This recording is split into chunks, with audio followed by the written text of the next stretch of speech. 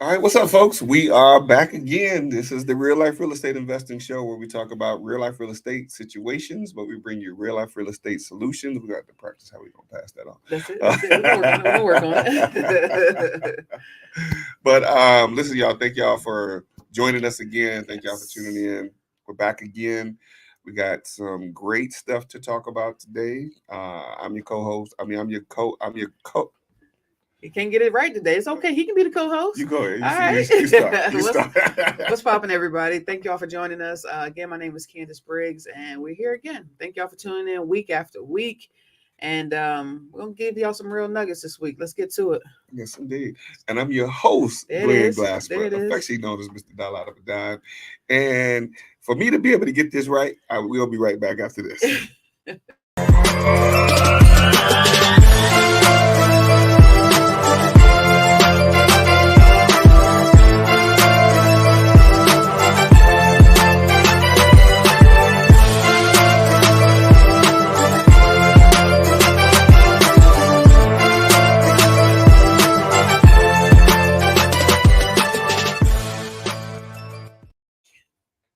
All right, what's up, folks? We are back. We're back. We're back. And today we're going to be talking about some great stuff. We're going to be talking about flipping houses. Flipping houses. Why people want to flip houses? HGTV gets them the idea that everybody can do it. Everybody can do it. That's And right. and In that's 30 the, minutes in, or in 30 less. minutes or less. You're right. Flip a whole house in 30 minutes or less. HGTV is lied to us, and also for some of us, it births some ideas within us, right? Absolutely. So, Absolutely. Absolutely. I am one of those products of watching HGTV all the time. I'm like, man, You know, if I am to keep it 100, always real life real estate investing is a product of of HGTV. HGTV. HGTV is where it's Shout out at. to HGTV Yeah, I'm telling you, because I thought it necessary to be able to come on and give people some real perspective of what real estate investing is about. absolutely, You know, absolutely, or flipping houses. I mean, yeah, there's different levels of real estate investing, but different flipping angles, houses specifically, right? I thought it necessary to be able to give people some perspective of pretty much what we're going to talk about today. Okay, What to expect, what some of the issues that come up are, absolutely. um, and then if it was as easy as people think it is, Everybody will be doing it. everybody would do Everybody will be doing it. Come on. it. And it's not meant for the weak at heart. There are some obstacles, and not to say that everything is an obstacle, but at the end of the day, there are some things that you have to learn how to handle and to overcome. And it is good. It's enjoyable. It's pleasurable in that you get to take something that's either a tear down or a burn house or Mhm. whatever the case may be, and you make it look fabulous and something that people can live in. It gives me satisfaction for sure. You know, I was writing an email the other Okay. day. Okay. I was writing an email and I was putting in the email some of the things that I thought about what flipping houses is like. Yeah. And one of the things Mhm. that I said, of course, said it was if it was easy, everybody would do it. Everybody would But do one it. of the things that I was writing that stood out to me Mhm. that was because so many people get into this and they Mhm. have an idea of the simplicity of Mhm. it. We'll call it that. Okay. And it is simple. I want to keep it real. It's simple, Mhm. but it's not easy. That's facts. That's facts. And Which is a difference. there is a major Yeah. difference. Yeah. There's a Yeah. major difference. And I was writing in the email that, I have I want everybody to learn how to do it the right way complex. Yeah. Yeah. Uh, Which is important. Even if my way is not the right way, figure it out. I'll figure it out. Yeah. Have a good foundation. Have a good And foundation. the proper way of doing things is getting you a good foundation. Right, Go ahead. right. Yeah. Yeah. So I was writing in the email just that giving some perspective Mhm. on the steps to take to get involved in Absolutely. doing this business. And one of the things that stood out to me was the fact that I mentioned it's a business. And if you treat it as a business, Mhm. then when the obstacles arise, it won't seem as challenging For sure. if you understand business, Yeah. right? A lot of people get into this business, and a lot of times it gets emotional. Yeah. You I gotta take remember doing emotions out. I remember dealing with a student some years ago, and she was crying and this went wrong and this went wrong and this went wrong, and that's why my new motto is if you can't deal with everything going wrong. I'm not the person you want to work with. Yeah. But what Things happen. I felt bad in the sense that a lot of the obstacles and things that were coming up, and it was mainly, let me say what it is. It was mainly dealing with contractors. Yeah. Yeah. That was the Yeah. cause of a lot of the issues that we Absolutely. ran into. Um, and for some reason, I guess she believed that I was supposed to know that these people were going to walk off the job, and How would you know that? you know, How would you know that? um, but that's where I got to be honest. That's where understanding everything that gets involved. I mean, there are so many things that gets involved in this business, and that's what made me think of, Absolutely. hey, listen, I need to teach people real life Absolutely. real estate investing. Now, some people Yeah. might look at that as, and I want to make sure people understand this. Some people look at, when you promote stuff as real life real estate investing, that is a moniker to say how much money you can make in real life. No, it's to let you know that you can get your head cracked Right. in real life. Several times in one day. If you have multiple projects and everything Right. going on. Yeah. So yes. Yeah. Yeah. It's And that's what I was dealing with. Like I had, 9, I want to say 7, between 7 and 9 projects going on at one time. okay. Okay. Because at the time, Seemed like the right thing to it do. seemed like, hey, listen, this is the sexy thing to do. Everybody else doing it. Why Right. not do it? Right. Yeah. But I promise you, A it headache. ain't what you want to do. Yeah. Well, and let me ask you. So when you were running those 7 to 9 projects at a time, did you have a good system in place? No. Okay. And so No. that what I've learned along the way is not having a system causes the headache. Yes. Because the system is going to say, okay, well, once A is done, we go to B. Absolutely. And then once B is done, okay, bet we go to C. Absolutely. But us, speaking about my personal experience, trying to figure it out on the whim, no, that's where the headaches come, and that's where I'm like, is this really for us? Are we sure this is what we want to do? But once you get a system in place, I mean, it helps with those 7 to 9 projects at one time. Absolutely. For sure. I mean, just to that point, and that's where, I'm big on mentorship. I'm big on coaching. I'm big on having people have somebody help them through the process. Yeah, for sure. That's where, honestly, when I was dealing with that, I realized a lot of the mishaps that I had were because I didn't have a system. Gotcha. And I went and then learned, and this is the one thing I gotta say: experience is a great teacher. Absolutely, but understand, folks, your experience is not what you see somebody else do. No. You got to walk the walk. You know what I'm saying? It's your journey. You can't say I'm a boxer because I watch Mike Tyson fight. No. You know what I'm saying? I always tell people, listen, I play basketball, but I'm not a basketball player. That's fair. I do what I think is called basketball. Right. but that's fair. In that scenario, in that situation, I realized that as much experience as I had in buying, fixing, and selling houses, absolutely, I didn't have the experience of buying, fixing, and selling 9 at a time. Yes. And as a result of that, that made me then go and learn how to create a system. That's fair. And the benefit to that was, and just keeping it real. Absolutely. Always. The benefit to that was in learning to create a system to work on multiple projects at once. It helped me even more when I narrowed down to start working on 1 or 2 at once. I got you. And I became a lot more efficient. You're able to move faster. Yeah.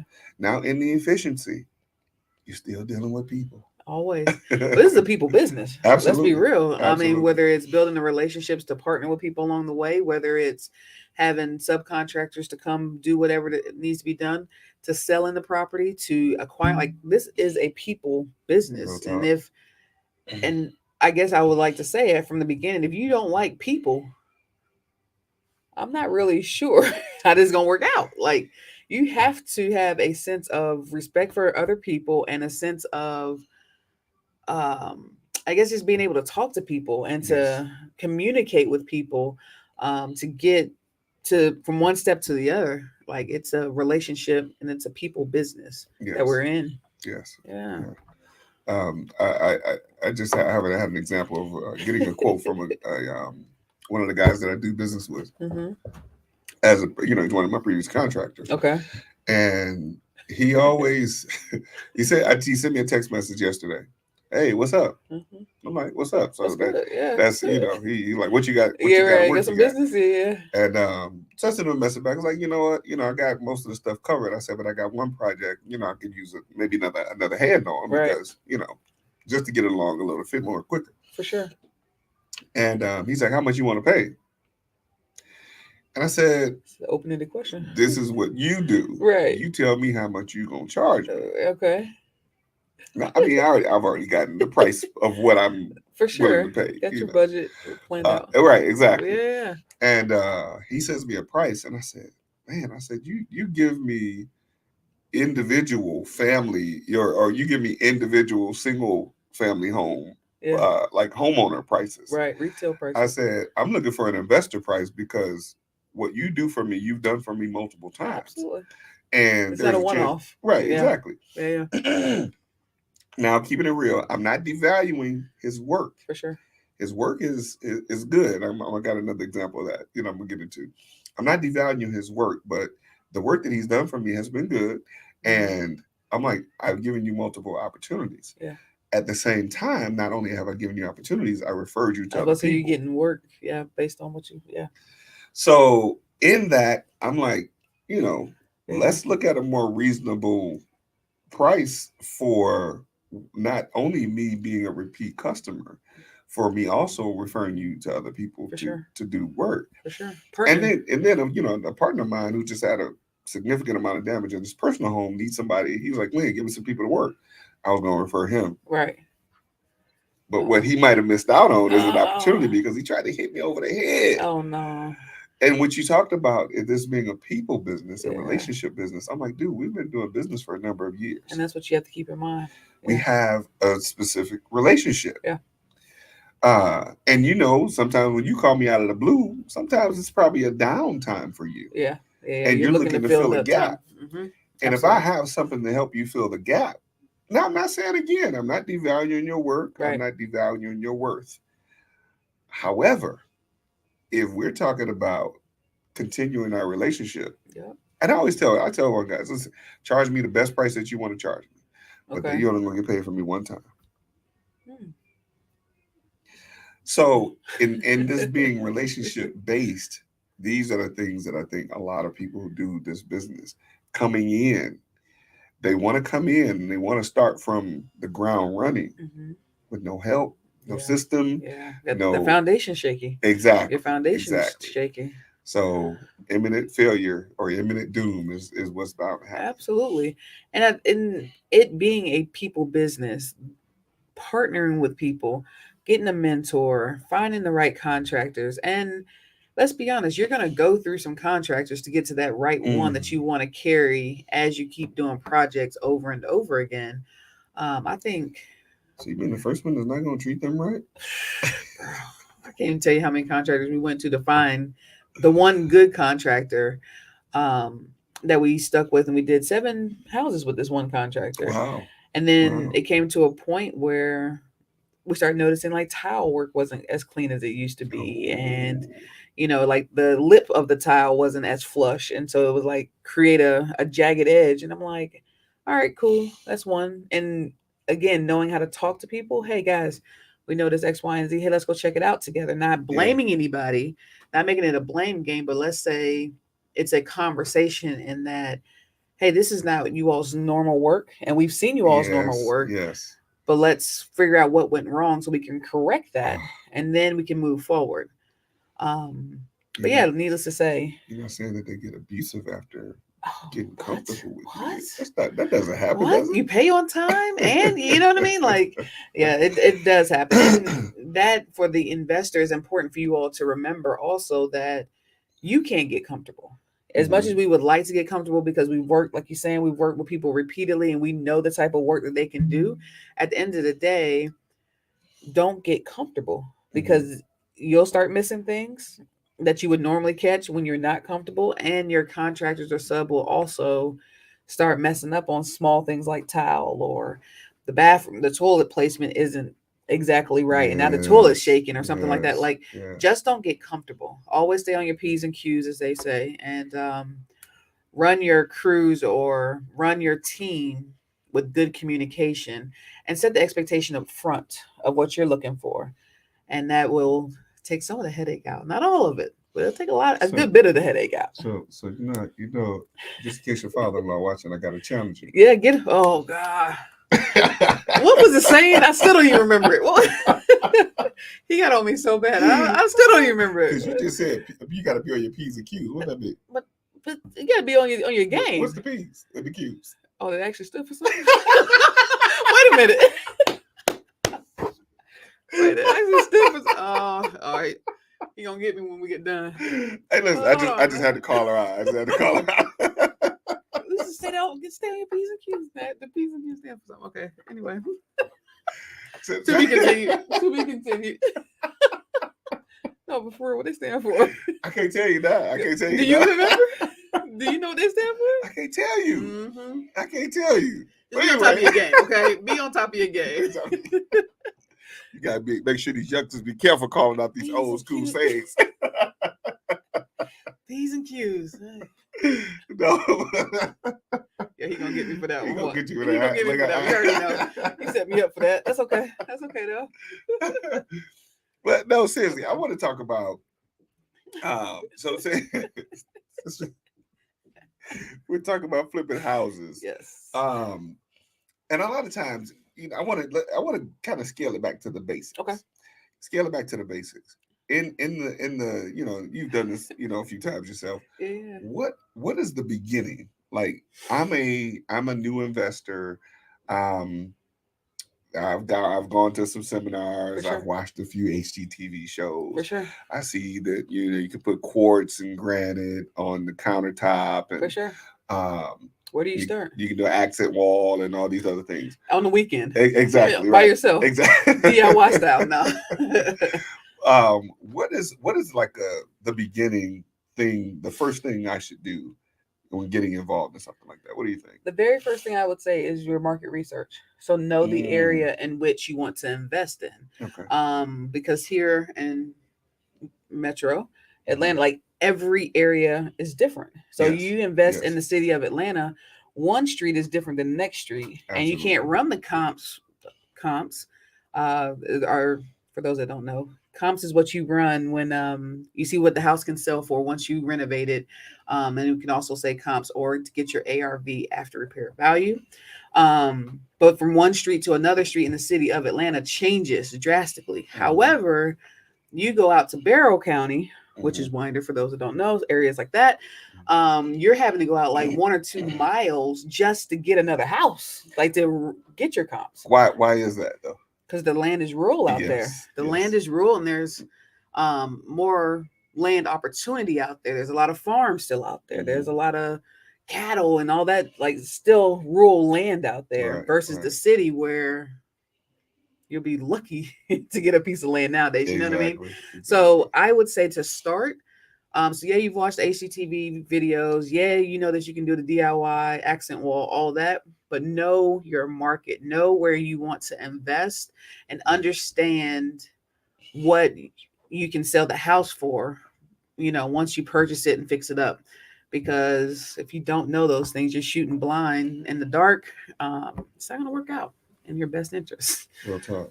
So I would say market research. How about you? I mean, I think what you covered is very important. Very important. One of the things that I would say is understand the market, but understand a step-by-step process. Understand what we talked about, systems, or having what eventually became what, for me is like SOPs. Okay. Like what is your standard operating procedure? Yeah.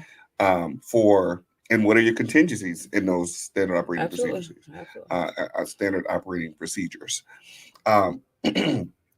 That's what became, like, for me now, having, I guess we'll call it the muscle memory of it. Yeah. If A happens, then I can go to B. Mm-hmm. If B happens, then I can go to C. Then, you see what I mean? And if C is ineffective, I can probably result back to A, because A, you know what I mean? The situation may have changed to allow me to get back to A, absolutely. that kind of thing. But I think oftentimes, and one of the things that was the biggest thing for me that I got to say Shout out to Stacey Rossetti. Oh yeah. Oh yeah. She Good gave people. me her spec sheet, Okay. and while I knew from before doing Mhm. renovations, well, I can't say that I had a system, Sure. Sure. but it was. I'm talking about pre 2008. Okay. There was no, I didn't have no system. I That's didn't know fair. have a system in place, That's fair. but I knew that I was gonna get this kind of paint, Yeah. this kind of carpet Absolutely. for houses that had cabinets like this. We were gonna do this. Yep. Houses that had this kind of door. Yeah. We're gonna do this. So that was the ideas that I Mhm. had. I didn't have it systematically For sure. written down somewhere. It was just in my head. For sure. And my uncle, shout out to my uncle Mike, who was actually doing the work for me. Okay. He didn't have to call me and say, "Hey, listen, what are we doing in this It situation?" was already there. He knew based on what we had put in place and what we were doing That's beautiful. what to do. That's good. That's good. Now, fast forward into the new world of now we got to put granite countertops, and we got to Switch it have up a little bit. Yeah. the new neutral is gray. It is right. You know what I mean? Neutrals are in. Neutrals are back. Neutrals are back. So when that all changed, Yeah. I didn't really have the system that well, I'm gonna call it a system, but it Yeah. wasn't really a system That's fair. before. Yeah. I didn't The have blueprint. the Yeah, blueprint, blueprint of sorts. Yeah. of what we used before. I didn't have that to fall back on. Sure. So now I had to figure out, like, well, in this neighborhood, what will be good? In this neighborhood, what type of finishes? For sure. I didn't call it finishes before. No. If we needed to change a faucet, we just went to Home Depot and got a faucet. Got a faucet. Yeah. You know what I mean? Oh, that makes water come out? Okay, cool. That'll work. give me two of them. Yeah, right. That'll Open work. the kitchen, one in the bathroom. Those will work. Exactly. Those will work. Yeah. Yeah. I understand what But you're saying. then, we moved into the new way of doing things. And I Right. started hearing words like modern, contemporary, and I'm like, what Different is styles. that? I don't know what that is. Right. But based on the spec sheet that she gave me, and of course it being fitting the neighborhood, For sure. fitting, just different things that I need to do based on different scenarios. Absolutely. I was able to then tailor my projects based on that spec sheet. On the spec sheet. And to your point, it's important to be flexible. It's important to be in a position to say, this is how I have been doing it. However, things have changed. Now let me pivot and try something else. Because at the end of the day, if you're trying to put what worked in your situation back in the day to now, it's like, well, has he ever, like, what's going on here? Like, what is Exactly. So being able to be flexible and to understand that while change isn't always comfortable, it's necessary. It's absolutely and then also to save yourself some money in the budget, go ahead and be flexible up front. Right. Don't stick to your I guess what you've been doing. And it's gonna work. Then your house sits on the market for 4, 5, 6, 7, 8, 10 months, and it's like, well, dang, I should have done X, Y, and Z instead. Exactly. So being flexible and being able to pivot when needed, and what you just said, I think is key. Yeah. Oh, and I just want to address, just for the people that may wonder, what the heck is a spec sheet? Oh, yeah, that's important to talk about. Yeah. What the heck is a spec sheet? So a spec sheet is something basically that you have that has the specific items that you'll have for a specific type of project. Yeah. Now what I learned to change them. There's the blue door spec sheet. There's the yellow door spec sheet. There's the red door spec sheet. She had it down to the door. Right. Okay. Yeah. So, and I made some adjustments and tweaks in there, but based on the different neighborhoods, my blue door spec sheet has these types of doorknobs. And these are all in a spreadsheet for sure that I can pass off to my contractor. So there's no question. There's no question. And then also that sets the expectation up front to say, hey, we're putting a blue door here. So all this is what needs to be followed. Absolutely. So again, upfront communication and expectation helped you get those blue doors put in. Definitely. Yeah. And within that spec sheet, it saves time. Oh my goodness, I'm gonna go back to the old acronym. Save yourself time, energy, and money. Yeah. Based on what the spec sheet is, now I can take that and pass that off to my assistant when inflation happens, as it recently did. Go to the Home Depot sites, the Lowe's sites, go to these different sites, look at our item numbers, our SKU numbers. For those of you that know what a SKU number is, Absolutely. see what prices have changed Nice. and update the spec sheet accordingly. Accordingly, yeah. So when we're doing our budget, we already know the numbers are updated. we know the That's numbers good. have shifted, right? That's good. And these are the systems oftentimes that people don't have in place when they're getting into fixing and flipping. Yeah. They'll say, and I know, some people with experience can go in a house and say, yeah, based on what I see in here, it's going to cost me $50,000 to renovate. Right. Where oftentimes where I've gone over budget, just keeping it real, yeah, I didn't count that I got to put 20 doorknobs. Yeah. Oh, yeah. You know doorknobs what I mean? add up. If doorknobs are now $20 a piece, yeah, that's a whole $240 that I didn't account for. That you didn't account for. You know what I mean? Yeah. Now, of course, I got a contingency. Absolutely. But I don't want to use my contingency on doorknobs. And what's the contingency? What's your contingency? The contingency of always potential budget overruns. Always potential budget overruns. And having something in place or allocated for the possibility, the highly likely possibility. Highly, guys. Please understand what we're saying. We're emphasizing for a reason. Exactly. The highly likely possibility of you going over budget for sure. doing certain projects. For sure. And the way that we've done it, we've done anywhere from a 12 to 15% contingency of the total budget. Yes. And if we don't use it, phenomenal. Right. But have I had a chance or one project where I didn't use it? No, not yet. Not yet. I'm still working on that.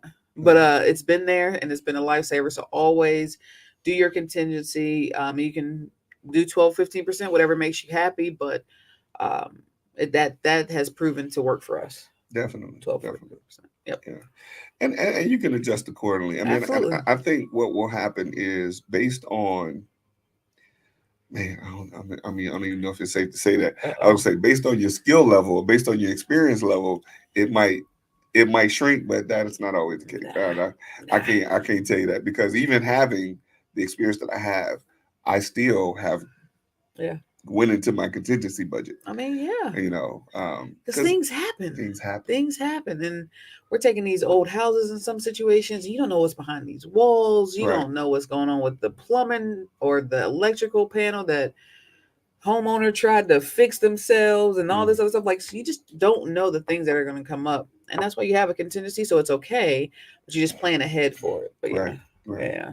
And then, oftentimes, you have a contingency for the flexibility of change. Like, for example, we were only going to put a ceiling fan in the living room and in the master bedroom. And then we decided, you know what? Let's just put a ceiling fan in all the rooms. Why not? Yeah. And now the difference is that light fixture that's in the bedroom that we were changing. We went you can get from 2 in a box for $20. 2 for 1. 2, yeah. Get 2 light fixtures in one box. Right. And now is it $20 or $30? Like, it might be 30 now. $30. I think it's 30 now. But so you get 2, so that's $15 a piece. Right. Now you got to spend $95 on a fan. For one fan. Right. Yes. Yeah. So there is a difference there. There's a difference, and all of these soft costs, in many cases, we'll call them soft costs. That's a hard cost, but we'll call it a soft cost. Yeah. All of these things add up. Yes, buddy. You see what I mean? And a lot of times people don't have a contingency in place for those things. All right. I want to think of one of the most I don't even want to talk about the most recent situation. I'm gonna talk I'm gonna talk about this. This is gonna be one of the things that hit me over the head for the longest. I didn't have a contingency plan for my condo flooding. Yeah. I had a contingency plan for going over budget. Sure. But now, experiencing something like that is certain. The thing that I would say, the contingency plan now for me is pay more attention to the type of insurance you get.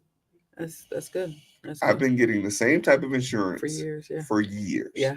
It's always been, the builder's risk policy for when you're working on a property. Right. And, for my insurance agent that may watch this, chime in, tell me what I might have missed. Please. I didn't look for the possibility of them not covering flood damage or water damage. Yeah. I didn't look for the possibility of that. Right. In my mind, from what I've always understood, it's covered. Yeah. I mean, it's a builder's risk policy. If something goes on the project, it's covered. Yeah. That's not 100% not the case. Yeah.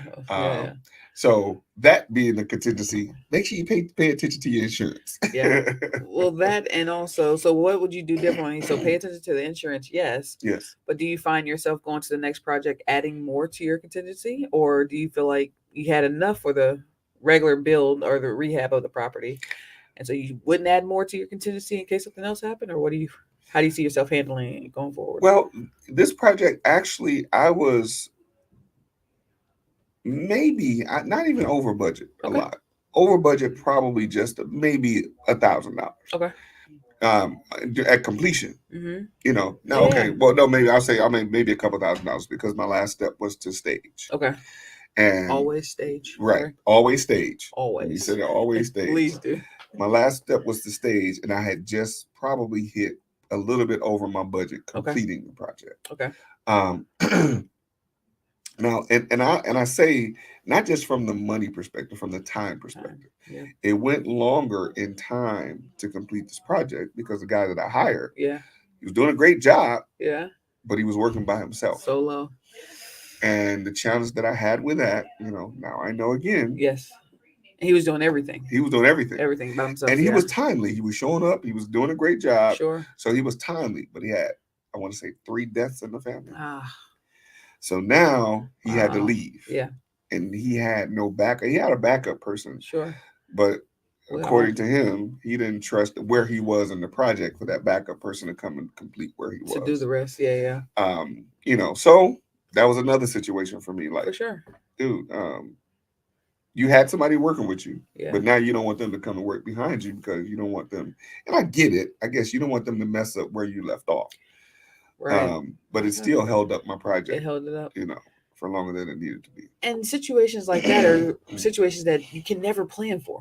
You can never plan for, right? Well, how do you put in your contract if your sister dies? Right.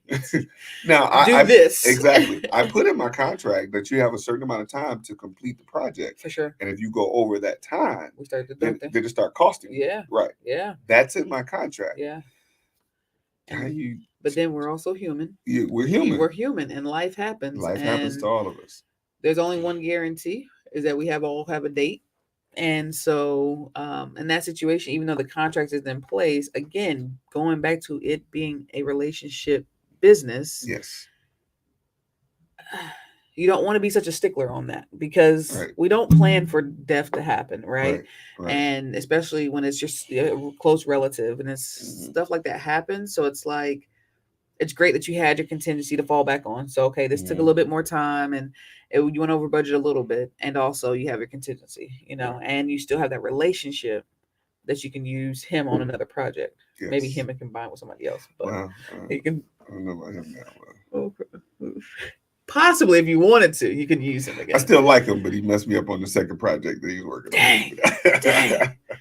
No, I mean, just keeping it real. I won't throw him under the bus too bad. Okay. But he had a lot of family issues going on. Okay. He had a lot of family issues going on. And those family issues were pouring over into him taking on the next project that he was working on for me. Yeah. And I started to see the pattern, kind of. Yeah. I mean, it wasn't like he wasn't missing days. He just wasn't showing up early as he used to. Sure. And then he shared with me he was having issues with his wife, his son, and, a whole bunch of other stuff. Okay. As a result of his sister passing away, the family was fighting over her belongings. So it was a whole bunch of stuff that he had going on. Yeah. And ultimately what he said to me was, and I believe this is him realizing, his travel back and forth. Now, he usually had to go travel back and forth to Jamaica. Oh, okay. His travel to Jamaica, his travel to New York, and his travel to Florida, where all of these funerals happened in the midst of that. Yeah. Were expenses that he didn't account for, that when he gave me the price for the second project, he realized, hey, I should have charged more. To pay for his trips? Well, because he didn't account for the expenses that came up unexpectedly. But that wasn't on you. It's not on me. That ain't have. Of course, it's not on me. And that's what I'm saying. Like, that has nothing to do with the business and the job that we agreed upon. But his situation, and he didn't admit that. Of course, I read between the lines. Absolutely. Been doing this for a little while. Yeah. He's like, I realized I didn't charge you enough for the project. I'm like, first of all, you got a nerve to tell me that? But okay. I realized I didn't charge you enough for the project, so I'm going to have to pass on the project. So wait, let's back up a second. Had he already started work? He had started work. Yeah. So he's already started work, Yeah. then had all the traveling, then realized he didn't charge you enough, Yes. and then said he's going to pass on the And he project on quit. something that he already started. He quit.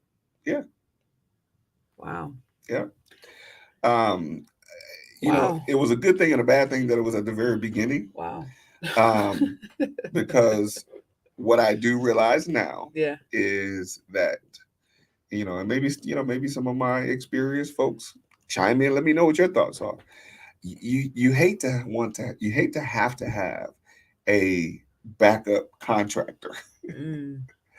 But that's probably the lesson I've learned in this situation. Well, that or get your subs and you contract. Well, that's what I do. Yeah, That's okay. what I do primarily. Yeah. Okay. I do have people that I can call. You say you're a nice guy, bro. I do have people that I can call for just simple projects. Like the guy that, called me, wanted to do the job that I was like I'm not paying his price, but yeah, for sure. But I do have people that I can call for backups. For sure. Okay. It's just, unfortunately, the timeliness of my project then takes a hit. So, I guess. Wow. So that project's just sitting there. No. I mean, it's going now. Okay, you found somebody now. Yeah, but at the same time, it was. I mean, at that time, it was held up. Well, and then too, I mean, now it's going again, but I'm on the fourth person. I'm on the fourth person. And again, guys, that's the stuff that you can't prepare for. Like we do our best going into these projects that A, B, and C are going to happen in that order. Yes. Not CBA. Right. ABC is going to happen.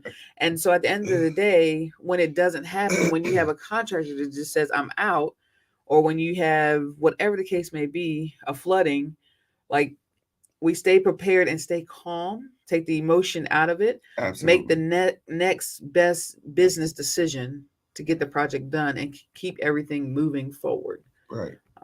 Yeah. Wow. And in any of these scenarios, I guess it's easy for us to say because we've done it. We've been hit over the head a couple times. We've experienced it. Absolutely. For us to say, take the emotion out of it. Yeah. Because once you get to a certain level, and that's why I say people have to really treat this as a business. You have to, yeah. If you really treat this as a business and you respect what business is, and I mean, even if you respect what life is, life happens to all of us. Always. Yeah. If you can get to a point of being, and I'm not saying be desensitized. No, right? No, absolutely not. No. That's not what we're saying at all. But be able to manage the emotions that come, because they're gonna come because you get mad. Yeah. Oh yeah. However, either you get mad and cry and waste time. My man Chris Jackson said me and Buddy would have been doing demo in there if you get my drift. Yes, I could have did that. But then what? Exactly. You still would have been at the same point. I'm still gonna be at the of having to pick up the pieces and keep it moving. And even though in situations where I'm like, man, that's gonna cost me, like this condo. I'm preparing myself. I ain't even started on it yet because my head hurt and think about it. The flooded one? It's gonna cost another $15,000, $15,000 to $20,000 to redo everything. Yeah. And emotionally, I'm like, I don't want to spend that money. Sell it as is. No. That's not a bad idea. But the business side of me says, then what? Yeah. The longer it sits there, the more it's costing. Yeah, literally. And it not only that it's costing, but it's costing me in the time that I could either have sold it or the time that I could be getting income from it. Right. You see what I mean? So, absolutely. So that's the thing that, when we talk about fixing and flipping and the good, bad, or indifferent, or ugly, as we'll call it. Yeah. These are the things that you have to prepare yourself for these types of gut checks. Yeah, they are gut checks. No matter, I mean, again, people will say, "Oh, well, you've been doing this for this long. You should know how to do that." Mike Tyson was fighting for 20 years. He should have known how not to get hit in the face. And also, even with the Mike Tyson reference, Mike Tyson studies and changes up his game depending on who he's fighting. Absolutely. So no matter how long he's been doing it, he still goes to study it. He still goes to focus on his opponent to say, oh, I need to show up differently and I need to and I watch UFC a lot, not really boxing. So I was about to say throw a rear naked choke in there somewhere, but like you have to study your opponent. So you have to change up the game no matter how long you've been doing this. Real talk. So at the end of the day, for those that say, "Oh, well, you've been in the game for X amount of years," and I still look at it differently. Every project, like yes, there's some similarities. Yes, absolutely, and also that 3-2 house in Decatur may sit differently than that 3-2 house in Athens. Yeah, they're both 3-2s, but they're in different areas, and there's different things that you have to study and to focus on to know how to attack that project. So and call it what you want to. There's a 1,500 square foot 3-2, and there's a 2,500 square foot 3-2. All truths. And you'd be like, we can get another bedroom in here. Right. You know? So now we're back to the table trying to figure out how do we handle this differently to maximize this space. Yes. Like, so again, for those that are out there thinking like, well, those that have been in the industry X amount of years, they have it all figured out. No. Always go back to the drawing board and to figure out how to change up, how to stand apart from, since there are so many people flipping nowadays, like how to stand apart from the next person that's doing it or whatever the case may be. So yeah, always change up the game. So let me ask you a question. All right, let's go. Let's go. Now I guess I see it from a different lens, okay. Looking at it from a different angle. So when you hear from people who have been doing it for a long time, okay, because you have some experience, but there's some people who have 20 plus years experience. Absolutely. When you hear or see those people that have been doing it, even include me, I'm okay with that. Yeah. When you hear or see from those people who've been saying that they've been doing this for a certain amount of time, first of all, let me ask you from that perspective, what's your first thought in that? And secondly, do you think that I guess I'm kind of know the answer to this question, but I want you to answer it. Do you think that people who have been doing let me ask it this way. What are the things that people who have been doing this for 20 plus years, what do you think that they either A, consider themselves immune to? The bullshit. No. Or B, what is it that you may think that they may be immune to? So to answer that question, and we'll go back to the first question, but to answer that, I think they're immune to hearing all the chatter of what people expect of them. People and what people feel like, oh, well, you should be here or you should be doing this. I think that people that have been in the game and have experienced things like down markets, up markets, like just the tidal wave of a different type of market. I think that the outside chatter is what you're able to ignore. I think staying in your lane, because the longer that you've been in it, you develop a lane of your own to say, boom, this has been working for 5, 6, 7 years. Why switch up? This is what works for me. So I think that the immunity of shiny objects, and being able to focus on your lane, and also quitting the chatter, or quit not listening to the chatter. Good. And your first question was, I'm supposed to remember that. That's why I gave it to you. No, I'm just kidding. What do I think about when I hear people say that they've been in it for a minute? I think great. And then I'm intrigued to understand, how have you been in the game for so long? Like, what has helped you stay here so long? What is your passion behind it that keeps you here? And to understand, because again, in the time in which we've done it, it hasn't always been easy. So I can only imagine years before we even got in the game, it being so much different, and you having to understand your why and to understand your passion to keep going forward. So I always wonder, what keeps you here? Why, what is it that you really love about it? What is it that you don't like about it? So I look at it as an opportunity to pick some brains, So can I answer those questions? Yeah. First of all, I'm mentally challenged. Why do you say that? I'm just kidding. You enjoy. Let me not make it seem like I'm making light of mentally challenged folks, because people will come for you. Right. Let me first say this. You have to have a certain type of mentality. You do. You have to have a certain type of mindset. Tough. To be able to, It has to be tough. Tough as nails. You have to be built a certain way to be able to continue to do this type of business. Absolutely. Because some people understand, or I'm gonna use this word, they understand okay, let me. I was gonna make up my own word. Uh-oh. Understand ish. Glenism. They my own Glenism. They some people understand and some people overstand. We'll go Overstand. that way.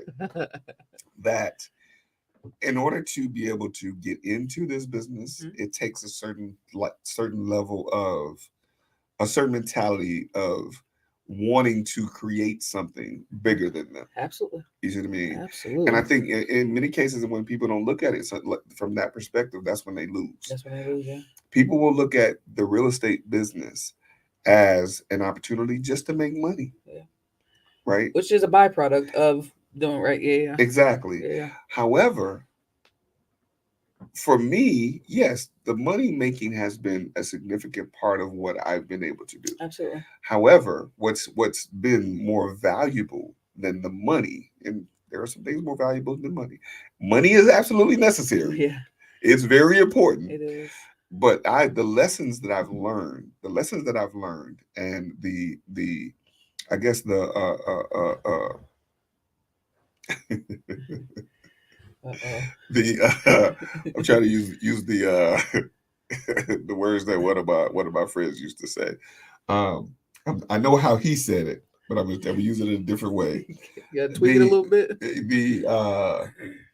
intestinal fortitude. You Okay. gotta have the You guts. gotta have the guts for You it. gotta have Yeah. the guts for this. But that's what's helped me maintain. Yeah. That's what's helped me continue to. Now I'm gonna be honest. I don't like it all the time. Mm. I don't like. There's some days. I think I quit for the last 2 months every day.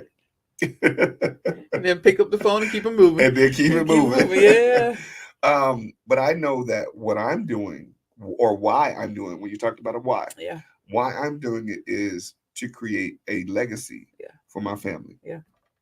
Um, and it's not just about the money that they'll get to keep when I'm no longer here, but they'll have something that a sense of ownership. Absolutely. And that's one of the major reasons why I continue to do it. That you stay. Again, I don't always like it, For sure. but I do understand that in its simplest form, again, if it was easy, everybody would do it. For sure. And that's why real estate is one of the, or if not, I think it's still top Yeah. of one Yeah. of the top wealth creator For sure. of all For time. sure. Like, yeah, people make the money in other ways, but if they're smart, they're always diverted to real estate. Well, if they're smart, they have multiple streams. Multiple And one of streams, them will be. absolutely. So let me ask you, Absolutely. what is it and how is it that you're able to keep your mindset strong to deal with changing times? Because, I mean, you have a strong mindset, yes. And also, And they strong all the time, though. so how do you keep it strong? Are there books that you're reading? Are there podcasts that you subscribe to? Like, what is it that you're doing to keep your mind in a state that says, yo, let's go. Like, we got to keep moving. We got to keep doing whatever we're I can doing. tell you about this one great book that I heard of, Let's go. What is it? and it ain't even came out yet. Oh, yeah. Talk It's about it. called "Money Ain't a Thing; It's a Mindset." That is. And so, when and where can we get this book? This book will be coming out real soon, real soon, real soon.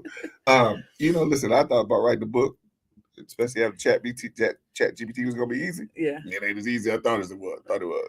If it was easy, everybody would be doing it the right If way. it was easy, everybody would do it. Come Real on. talk. No, but I had to have some tweaks and just went back through editing Yeah. and a few other things that are happening. Shout out to George Howard. Thank you, sir. Thank you very much, George. I'm watching you too, man. You still doing some great things. We got to have you come back on the show, George. George is the financial Moses, Okay. Mr. Financial Moses. Shout out to George. Um, yeah, but I read and have read, and I'm reading again. Yes. Certain books that I've read. Of course, Think and Grow Rich. Yeah. I am reading that again, and then there's also Think and Grow Rich, a Black Choice, that was written by Dr. Dennis Kimbrough. Okay. I'm actually reading both of those now There simultaneously. you go. There are I mean, prayer is a major part. Hey. Listen, if I don't know, Shout out to God. Shout out to God. Give him some love, man. That's facts. That's facts. Prayer. That's it. Is what keeps my mindset. That's it. Keep my mind. Listen, I dare not offer God that costs me nothing. Man, listen. And just understanding that I have a reason why. Yeah. That's what keeps me focused. That's what keeps me diligent. Yeah. Now I do understand. Listen, what I would come to appreciate about choices that we make in life is that we can choose our path. Yeah. Now, real estate has always been and will always be a means of income for me. Sure. But my ends will be justified by some of the means. Okay. Now, of course, I'm an advocate of creating multiple streams of income, but that don't mean you should focus on multiple things at a time. No, it can be multiple streams within real estate. Absolutely. It can be, Absolutely. real estate still be your focus, and there's different spokes that you can take off of that Absolutely. after that will. So yeah. So again, I mean, just to answer the simplest question is prayer and continuing to understand that there's something bigger on the other side of the obstacles that I face in this. Is why I can, keep pushing. That's what's up. I might quit tomorrow, but what's tomorrow? Thursday. I'll be back at it again over after the holiday. Well, back in on Tuesday after the holiday. Nah. I get a holiday too. Oh yeah, I'm definitely quitting the weekend. It's done. It's a wrap. Before we wrap up here, and talking about flipping, I think that it's very important to end on a note of have ethics and integrity when you're doing your flips. I think that I personally have seen so many properties done by investors, and it's like, wait a minute, I can't even close this door, and that door leads to the washroom, and then there's not a pan under here. Like the smallest things that are needed, and you just don't do for whatever reason. Like always have integrity when you're flipping these houses, because that's someone's family, that's someone's their livelihood that's gonna be in these houses. We walked a flip the other day. Actually, it was a flip, but it's on the retail market. And it's mold all throughout the basement. Like people are gonna be breathing in that stuff. You know what I mean? And so at the end of the day, have fun flipping and also do things the proper way and have integrity while you're doing it. Because there is this thing called karma. So yeah, you might get away with it now, and also it's gonna come back one way or the other. So always have integrity when you do whatever you do. But since we're talking about flipping, have integrity when you flip. Because I always make things heavy. So guess I got to go change those banisters that I was going to leave. Do things the right way. Make sure the kid's head can't go through the banisters. They can't slip through. I was trying to decide, should I leave this old wood or should I replace it with some new? Yeah, so I'll be calling it. I told him we got to replace it anyway. So, but no, I mean you're absolutely right about that. I've walked a few different renovations, and I know things happen. We understand. People run out of money. Absolutely. And they run out of money, and just certain things have to take shortcuts on. However, somebody that's going to buy that house is going to have an inspection done. Always. And that inspector is going to go through and pick out all of those things that you thought you can get away with. Because that's their job, to find something. And while you think you're right, that's their job. Man, the people they love their jobs. Man, they always find something. Get paid, find something. Exactly. Yeah. You're going to end up on the other end of having to get those things fixed anyway. Regardless. Yeah. So you might as well spend the money up front to get it done. And then to be able to sleep at night, to say, this was what was wrong. And that when you sell that house, you know that the family that's moving in is able to sleep peacefully. Like, and you're able to sleep peacefully. Like, I don't know, I value my sleep. Can I share a story about this experience I had with losing some sleep? I had a situation years ago, and I always tell people this, one of the years that I made the most money I ever made, up to the 7+ figures. And I was doing very well. Yeah. But I didn't get much sleep at all. And because I was always worrying if something was going to go wrong. Gotcha. When you get so many balls in the air, you're like, okay, I got all these balls in the air. Yeah. And it looks good. Yeah. However. But I still only got 2 hands to juggle 9 balls. Yeah. Right. Yeah. Do I got to say pause? Do I got to say pause? Is that where I say pause? I don't know how that applies. Right. This modern conversation stuff. I don't know how it works. So pause. Am I saying it right, man? Am I doing it right? Okay. All right, pause. When I said I Non-tail was productions in the back there. Nine-tail production. Shout out to Nine-tail production. He said, yeah. He said, if you say 9 balls, you juggling 9 balls, you gotta say pause. Okay, say okay, pause. But there was a lady who was living in a property Mm-hmm. that I bought. And I was in the process of fixing this house up. Okay. I mean, I knew there were some things that needed to be done, but she needed a place to stay so bad. Sure. And what I didn't realize is that, she had a child that Mhm. was I don't know the disability the child had.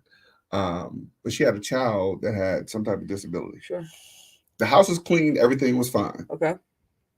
I think we were still painting the exterior. Okay.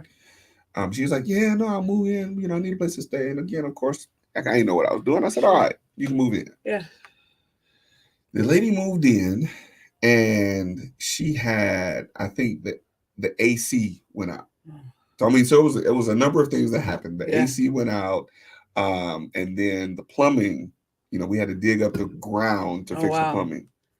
I mean, these things that I could predict was going to happen. So the AC went out. She called me one night. I was out to dinner with my family. She was like, "It's hot in here. My baby's, it's hard for my baby to breathe." Sure. And I was like, "Okay, I don't know what to do." Yeah. You know what I mean? Yeah. Again, this was my inexperienced days, right? These are the lessons that I learned from start, right. These are the lessons that I learned from my inexperience. Don't be coming for me saying I did nobody like this last week. That's not the case. But no, when she called me, like I said, I was out to dinner with my family. It's like 9 o'clock at night. Right. And she was like, "Can you bring some fans over?" And I'm like, "Man, I gotta go to the store up there buy fans, and I gotta take them all the way over to this lady's house." And I'm like, okay, I'll do it. Yeah. Didn't want to do it. Well, for sure. But what I didn't want to have happen is something happened to her baby and it be on me. You know what I mean? So I went and I bought like 9 fans and took them over to the house. Yeah. And, so she was comfortable with that. Okay. I think we got a window AC unit the next day. Okay. And I'm going somewhere with this story. So if y'all watching, I'm going somewhere. The next day we went and got our window AC unit, and then she was fine with that. I think probably 2 or 3 days later, the plumbing started backing up in the toilet. Ugh. No, in the tub. I'm sorry. And so the plumber went over, looked at everything. Yeah. He put the camera in the scope put the scope in the pipes. Said there was roots in the pipes. Oh wow! So now I gotta go get this lawn dug up. I don't know what it cost, $3,000 or $4,000. I can't remember what it was a long time ago. Yeah. So now she's living in a house that the AC went out, the plumbing backed up now, and all this construction is going on. So the AC is being repaired, the plumbing's being repaired, and she's got little children in the house. We were making it right, but now she still has to live under these conditions. Now she's under, So when you talked about doing things the right way, you're not always going to know the things that you can't see. Absolutely. But there are some things that you can see. Absolutely. And when you talked about being able to sleep at night, that was the time, again, where I made the most money. Sure. But because of that type of experience, it was hard for me to enjoy it, knowing that there could potentially be somebody that I put in a place that would have to live under these conditions. Yeah. So that for me was a lesson to do. Like people say, well, why you put? I had a couple rentals. Why you put granite countertops in a rental? Because I want anybody that moves in any project or product that I give them to have the best experience as if it were their own. And also, you might turn around and sell that sucker. Not only that, I might turn around and sell it. Yeah. But if I put them in a place that they would live, they would experience it at their own. They'll treat it as if it were their own. Absolutely. You figure you're going to put, you have paint something, half do this, half do that. Yeah. Look, what type of person A you gonna get in there? Yeah. And B, what how are they gonna treat it if it's not up to par, not so up to to speak. par, So so that that's just something that I now stand on because of that lesson that still lives with me. I haven't told that story in a long time. But it still lives with me. So, I agree with what you said. Do the right thing as much as you can. We all gonna make mistakes, y'all. Yeah. Nobody's perfect. No. I'm not saying, try to save the world all by yourself. No. Try to do your part. We all have a part to, and then we all have a part to play. We all have a part We to all play. have a part to play. We really do. Yeah, but do the best that you can, Yeah. even though things may happen. Like you said, because karma is real. It's a thing. It's a thing. I didn't believe in that before. I'm like, man, nobody get karma. Oh, okay. I'm like, wait a minute, hold on. The Bible said you reap what you sow. Uh-oh. You put out bad stuff, you're Karma. gonna get bad stuff back. Yeah. So you spell karma, REAP, what you SOW. Right. The old school. Real stuff. Right. Old school sayings. But no, Yes, it's a thing. It's a thing. So always do your best. Always put your best foot forward and come from a pure place. Don't have malicious intent or anything like that, or trying to get over on somebody. Always do the right thing, no matter what the situation. And the best part, when nobody's looking, always do the right thing. Nobody's looking. Yeah. So, yeah.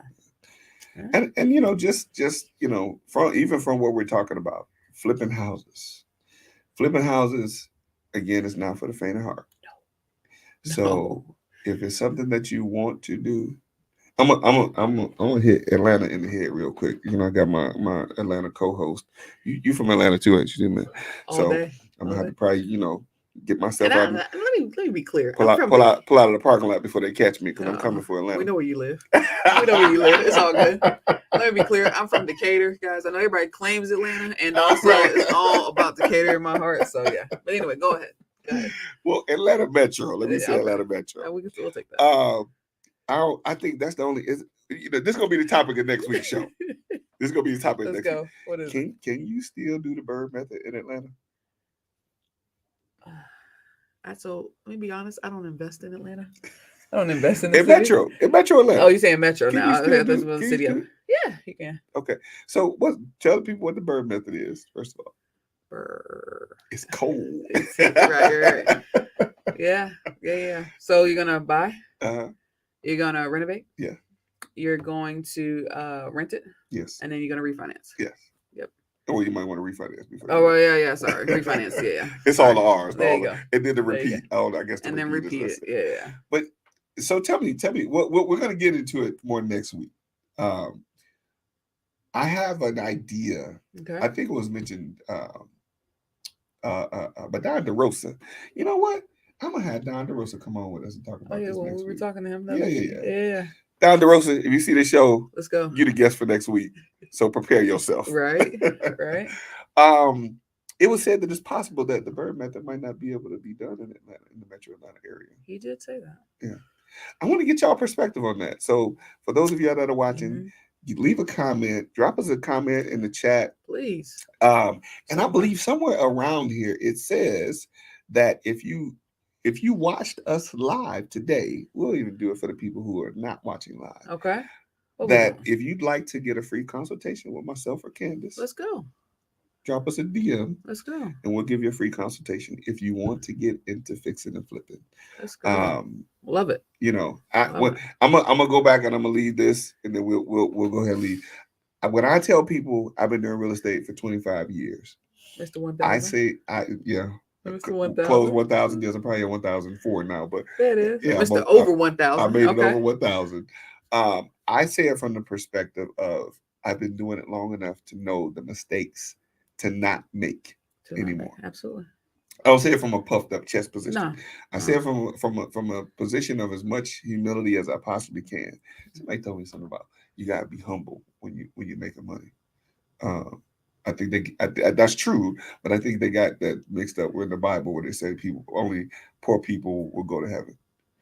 Say what? That's not true. No. Yeah. So I don't know why that just came. Okay. But let's be very clear. We're gonna talk about the bird method, and if the bird method is still possible in not just Metro Atlanta. I want to talk about the possibility of it being possible in other large metropolitan cities where rents have gone up, but prices of houses have gone up, along with interest rates. Yeah. And how a lot of that can be matched together. So we'll talk about that next week.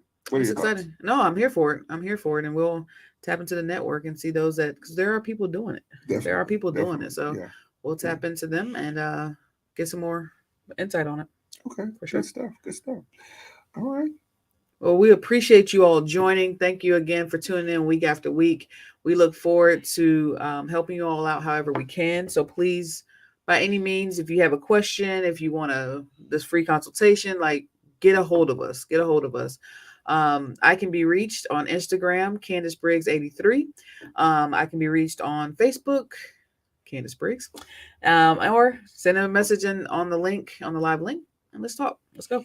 And I'm Glenn Glasper, or Mr. Dollar Out of a Dime, or Real Life Real Estate Investing, any place you find us. And don't forget, you can catch us on the replay, or you can listen to us on any place that podcast stream live or stream. Period. Let's go. Thank y'all for watching. Have We'll a catch great y'all week. next week. And a safe holiday, folks. Most definitely. Yeah.